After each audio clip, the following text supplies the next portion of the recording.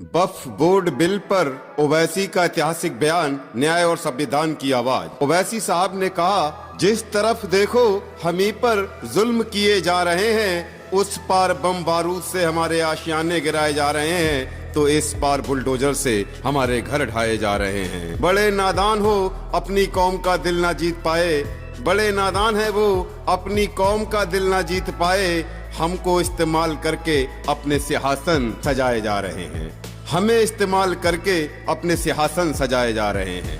नमस्कार दोस्तों, आप देख रहे हैं मलिक सिद्दीकी यूपी 25 चैनल। और आज हम एक ऐसे मुद्दे पर बात करने जा रहे हैं जो सिर्फ मुसलमानों का नहीं बल्कि पूरे भारत के संविधान और न्याय की व्यवस्था का सवाल है। देश के जाने माने बैरिस्टर और IMIM के प्रमुख असाउद्दीन ओवैसी ने वक्फ बोर्ड बिल को लेकर सरकार पर गंभीर सवाल उठाए हैं। उन्होंने साफ कहा है कि ये बिल सिर्फ मुसलमानों को परेशान करने, उनकी संपत्तियों को हड़पने का षड्यंत्र है। ओवैसी साहब का कहना है, वक्फ की संपत्तियां जो सदियों से धर्म, शिक्षा, स्वास्थ्य और समाज सेवा के लिए इस्तेमाल होती आई हैं, उन्हें गैर कानूनी रूप से हथियाने की साजिश की जा रही है। लेकिन सवाल सिर्फ मुसलमानों का नहीं है, ये लड़ाई संविधान की रक्षा की है, ये लड़ाई न्याय की है, ये लड़ाई उस भारत की है जो बाबा साहब अम्बेडकर के बनाए संविधान पर चलता है। आज हम सभी को सोचना होगा, क्या देश में कानून का राज होगा या सत्ता की मर्जी से फैसले लिए जाएंगे? क्या संविधान का सम्मान होगा या सिर्फ एक समुदाय को निशाना बनाया जाएगा? ये वही देश है भगत सिंह, मौलाना आजाद, अशफाक उल्लाह खान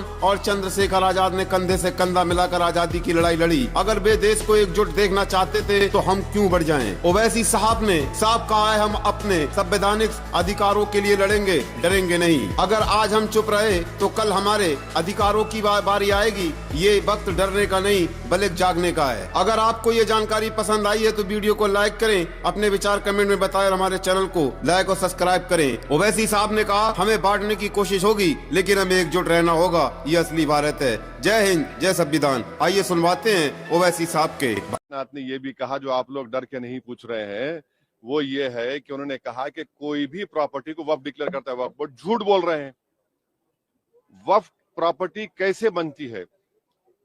एक सर्वे कमिश्नर जो स्टेट गवर्नमेंट में कलेक्टर से सीनियर होता है, वो सर्वे करता है, ऑब्जेक्शन कॉल फॉर करता है, उसके बाद रिपोर्ट देता है चीफ सेक्रेटरी को, और चीफ सेक्रेटरी उस बुनियाद पर एक गजीट नोटिफिकेशन इशू करते हैं, और उस बुनियाद पर, गजीट नोटिफिकेशन की बुनियाद पर वो प्रॉपर्टी वक्फ कहलाती है। अब आप ये कह रहे हैं कि कोई प्रॉपर्टी वक्फ डिक्लेयर करते? क्या उत्तर प्रदेश में जितने गजीट नोटिफिकेशन है, चाहे सुन्नी वक्फ बोर्ड के हो, शिया वक्फ बोर्ड के हो, उनको मानना चाहिए ना। गवर्नमेंट तो आती जाती रहती है, गवर्नमेंट हमेशा कंटिन्यूस फॉर्म में रहती है, पार्टीज पावर में नहीं रहती है।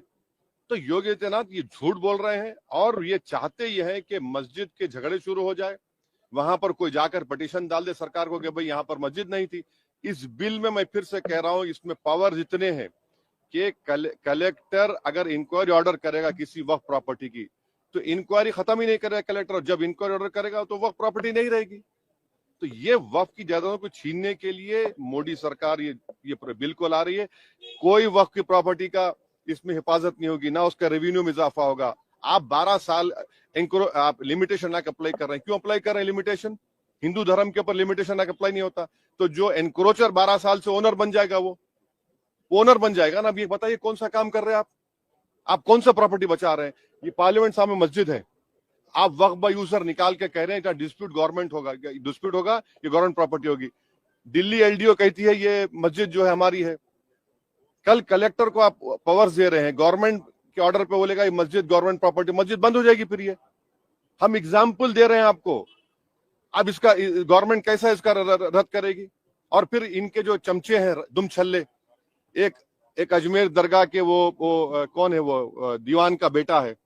देखिए, ख्वाजा एक्ट के तहत वो दीवान गवर्नमेंट का एम्प्लॉय है, नौकर है वो गवर्नमेंट का, और आप लोग लिखते नहीं है, बोलते नहीं। उसको हर साल एक कोर्ट का, हाई कोर्ट की जजमेंट से उसको साल में 1.5 करोड़ रुपए मिलते हैं। वो बताए, वो दीवान का बेटा, कि भैया दीवान बताए कि कितना उन्होंने मुस्लिम महिलाओं के लिए, मुस्लिम बेवा महिलाओं के लिए, मुस्लिम यतीम बच्चों के लिए उन्होंने कौन सा मदद की। और उसका तो कोई वक्फ भी नहीं है। उनका कौन सा वक्फ है बताइए? उनका तो वक्फ ही नहीं है। अच्छा, आपके किरण रिजिजू हैं, वो बुद्धिस्ट हैं, क्या वो बिहार कैंटोनमेंट बोर्ड मेंबर बन सकते? नहीं बन सकते। वो बोध गया बन सकते, जबकि कॉन्स्टिट्यूशन में आर्टिकल 25 में बुद्धिस्ट का डेफिनेशन भी हिंदू में आता है, मगर बिहार के एंडोमेंट बोर्ड में लिखा सिर्फ हिंदू, सिख भी नहीं बन सकता। सिख भी हिंदू होता है लीगली, और बुद्धिस्ट भी होता है, वो अपने मेंबर नहीं बन सकते। तो अब यहां पर लाके आप नॉन मुस्लिम को ला रहे हैं, क्यों ला रहे हैं? ताकि नॉन मुस्लिम ज्यादा हो जाए स्टेट वक्फ बोर्ड में, उसके बाद आप वक्फ बाय यूजर के निकाल रहे हैं कंडीशन के साथ, तो आप पूरा कब्जा कर लेंगे आप। ये हमारा जेन्युइन कंसर्न है। ये कोई वक्फ को बचाने के लिए, वक्फ को इंप्रूवमेंट कर नहीं लाया जा रहा है, मुसलमानों से मस्जिदों को छीनने के लिए, दरगाहों को छीनने के लिए कानून ला रहे हैं।